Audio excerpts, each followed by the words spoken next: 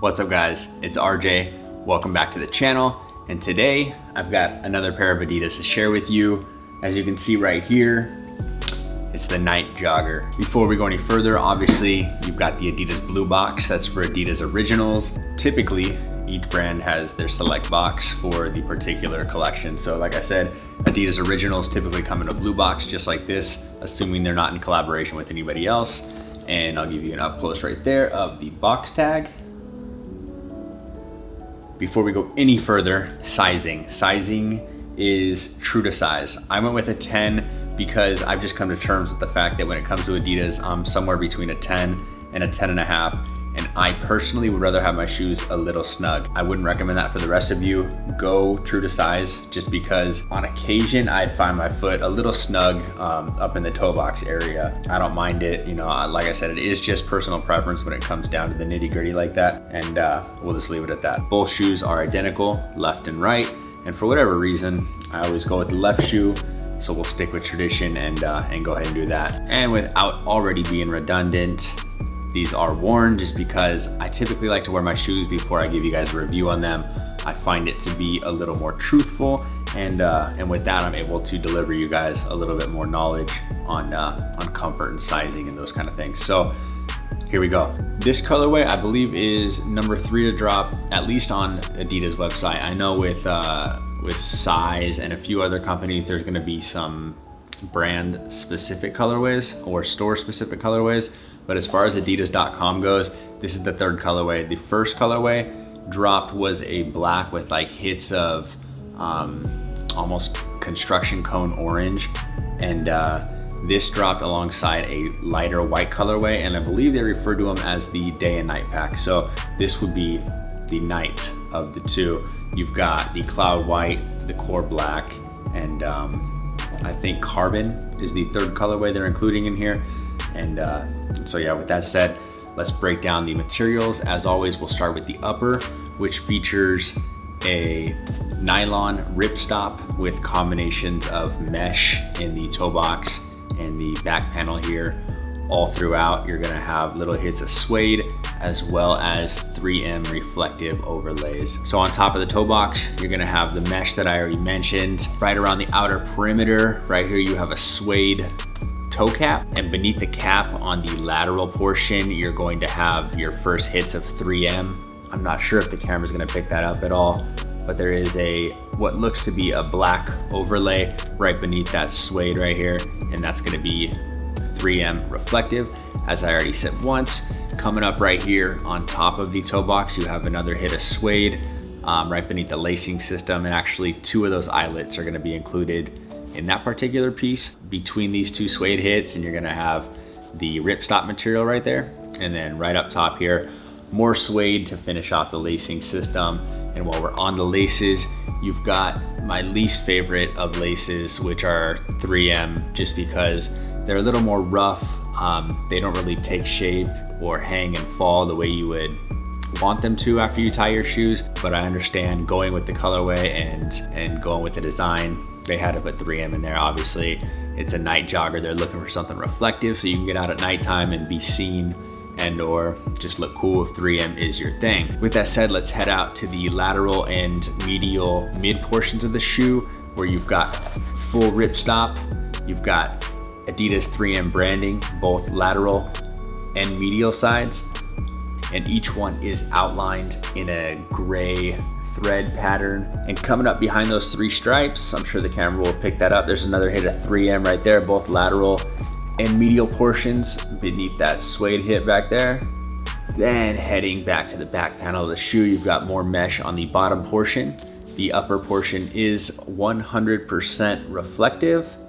It looks white when there's no light hitting it. Obviously it's gonna reflect and be probably the biggest 3M panel on the entire shoe. And all in all, with the upper, this is my favorite out of the colorways that I've seen so far, which is why I didn't snag the first pair and I waited for a pair to drop that I actually appreciated. Let's head towards the real negative part, in my opinion, which is the tongue. I'm gonna talk a little in depth. I don't usually go too in depth on tongues, but I'm gonna kind of rip Adidas apart for this one. So you've got a full nylon tongue with exposed foam, and that's gonna be the first thing we're gonna talk about. So there's been a little bit of controversy, a little bit of backlash on this shoe just because Nike's been doing the deconstructed thing now for a little bit with Virgil and all the off-white stuff.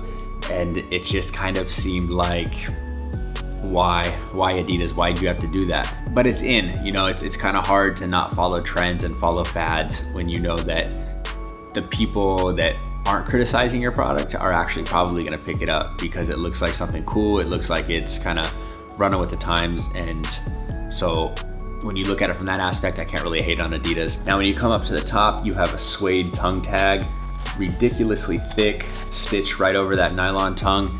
And that I would take off. I'm probably gonna keep this pair of shoes, and I don't typically customize a whole lot of my own stuff, but I'm definitely gonna unstitch this piece and take it off just because, one, it makes the tongue a little heavy, and two, it just looks a little out of place. It could have done without.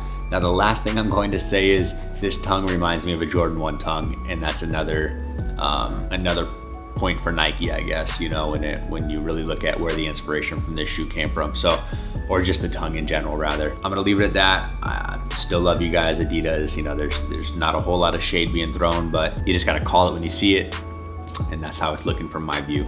Now, I think we pretty much touched on all the upper and all the 3M pieces throughout. On the inner portion of the shoe, you are gonna have a non-removable cloud insole. Cloud tech, as far as Adidas goes, has been around forever. A ton of extra cushion, and it really adds to the comfort of the entire shoe because everything's built upon this Boost midsole, and throwing in a cloud insole right there is definitely going to help. And I really appreciated that. It feels very, very good. Heading down to the midsole, the first thing we're gonna touch on is this heel clip, is what I'm gonna call it. It runs from the midpoint of the lateral all the way to the beginning point of the medial portion of the shoe as far as the midsection goes. Sorry if that was a tongue twister, that was the best way for me to describe it. And it's made up of a more soft rubber. It's just there to add a little bit of support, a little bit of stability to the shoe, keep the shoe from collapsing in on itself, probably after a little bit of age and a little bit of use. So all in all, it's probably there for aesthetics more than anything, but it's definitely doing a little bit aside from that. Obviously beneath that, you've got a full length Boost midsole, and it is coated in black. As most of you know, they do paint the Boost. The Boost is not dyed, it doesn't come in this color. So it is a paint, and in this case, it is a matte black overlay. Looks very good with the rest of the shoe. I'm not always a huge fan of black Boost, but in this case, I actually do appreciate it. Now, outside of that, you've got a funky multi-rubber outsole, and it's just designs and different twists and turns. Obviously, outsoles are meant for traction and durability. I'm not a huge connoisseur of different molds and what they're doing. This is meant to be a runner, and an outdoor runner at that.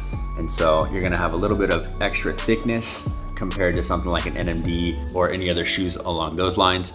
And so you can see even in the heel portion right here, you got a little thicker edge, both lateral and medial sides. And as far as colors go down here, you've got translucents, you've got hits of blacks, you've got tans, you got grays, you got light grays, and no co-branding, no Continental, just your typical Adidas rubber outsole. And right up on the heel portion right there, you do have some Adidas branding on the outsole. So all in all, I'm very happy with the shoe. I didn't think I was gonna like it. It is a little more bulky than what I'm typically pretty fond of. Definitely a little bit more bulky than an NMD, a little more bulky than the Aniki that I mentioned already, but very comfortable. As far as comfort goes, I've worn them for a day. I just got them in yesterday, wanted to get this video up as quick as possible, but I'm definitely gonna give it something around an 8 out of 10 when it comes to comfort. The real negative that I mentioned was the tongue, just because it is not attached. I forgot to mention that earlier, and it does tend to sway off to the left on the left shoe and to the right on the right shoe once you've got them on. I tend to wear my shoes a little bit looser,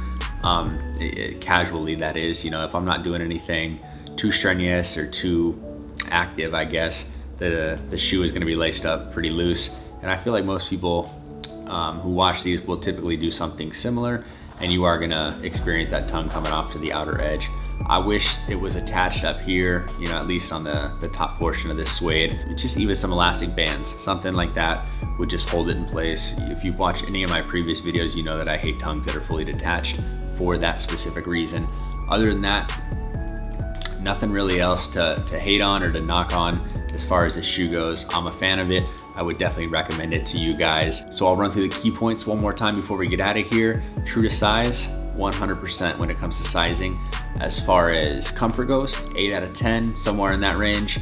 And then retail, you're looking at $140 USD. They're still available on adidas.com. I don't foresee this being a shoe that sells out unless they collaborate with somebody in the future, but that's a good thing. You know, it's always nice to be able to get a decent shoe for a decent price point when it comes to decent price points today. You know, when we're seeing shoes for $200-300 bucks, 140 bucks isn't too bad. So that's gonna do it, ladies and gentlemen. This is the Adidas Nite Jogger. I really appreciate each and every one of you for checking out the channel. If you haven't already, please smack that subscribe button. We're so close at 2,000, and next goal is gonna be 5. So spread the word, let everybody know. Once again, I'm RJ. Thank you so much for checking it out. Leave comments down below if you have any questions or concerns. I try to address every single one of those, and I'll throw these on feet.